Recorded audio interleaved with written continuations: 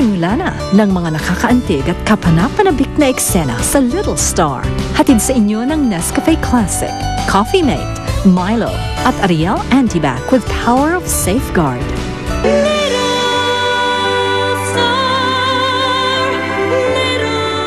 Tigilan mo yung kapitingin mo kay Dave, ha? Kala mo hindi ko nakikita, ha? Layuan mo siya.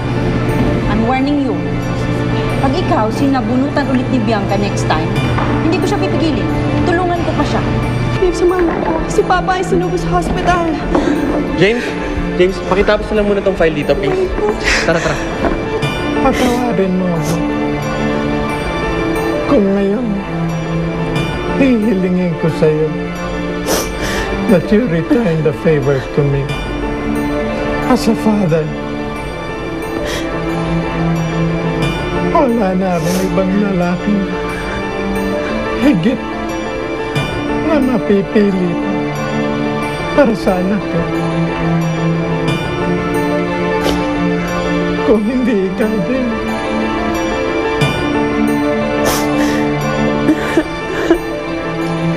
Pangako mo sa akin, babe. Haalagaan mo siya. At mamahalin mo siya. Ang katulad noon, o higit pa. Pangako mo sa akin yun, babe. Pangako mo sa akin. Please. Papa! Papa!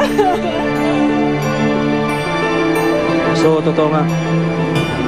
Kayo na ulit ni Bianca? Nag-ipit lang ako.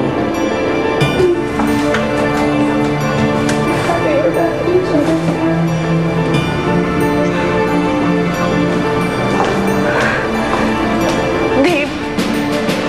Ano to? Bakit may photo ang babaeng to dito? Di ba kakampi siya ni Gwyneth? Have you really lost your mind? Alisin mo to dito! Alisin mo!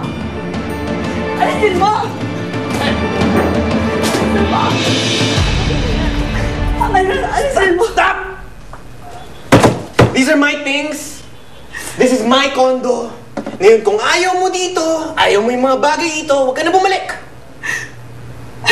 I'm sorry.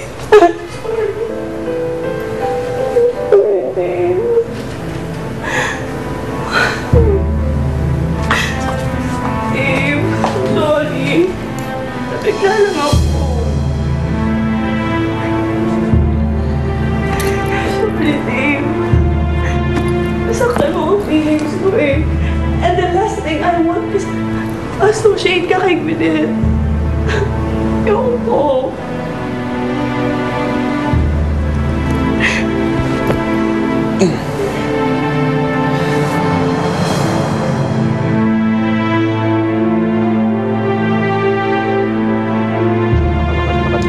Balik na ako sa trabaho. Ay! Oh! Ellen, buti naman at nandito ka na. Kanina ka pa hinihintay ito ni Lester, oh?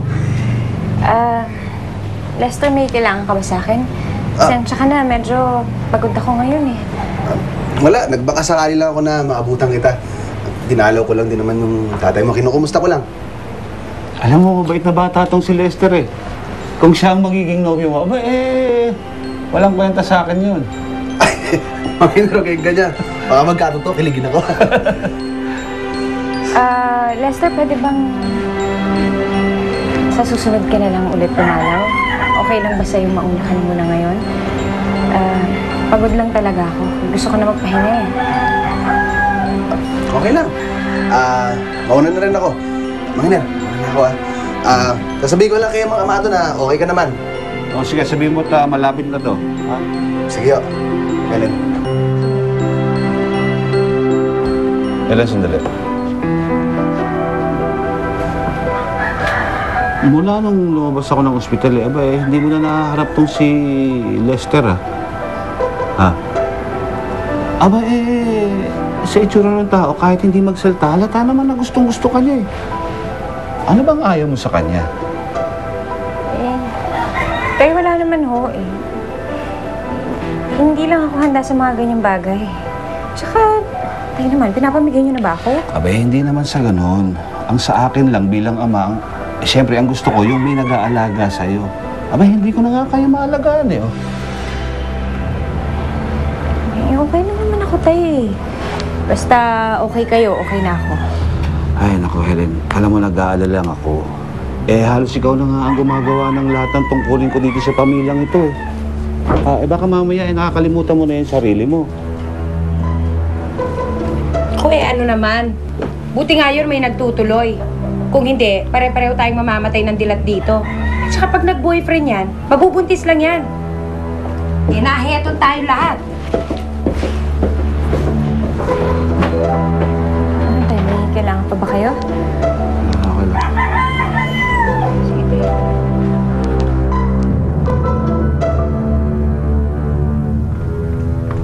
Huy, energy! Energy! Magsimula na ang concert!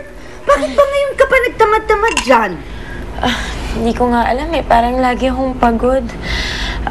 Ma, may energy bar pa ba dyan? Kasi nagugutom na ako eh. Na naman? Ang dami mo nang kinain kanina. Oh, may sexy number ka pa. Makikita malaki ang tiyan mo. Sige na, Ma. Please, stress na rin ako eh. Oh, sige, sige. Dito ka lang, ha? Papabiling ko sa Helen ng energy bars.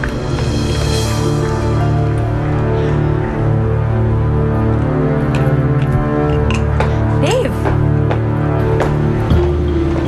So, wala ba akong good luck kiss?